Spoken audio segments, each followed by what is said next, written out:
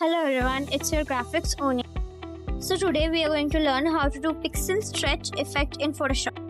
Firstly, take a new file and then create it.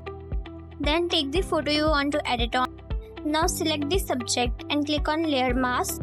Right click and click on convert to smart object. Click on this and now click on gradient map.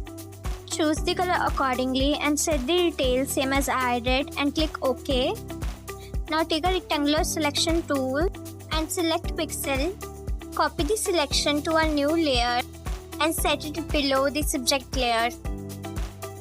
Click Ctrl+T and adjust it. Now right click it and select distort. Right click and select wrap. Now set it accordingly. And boom, it's done. Like and subscribe for more such videos.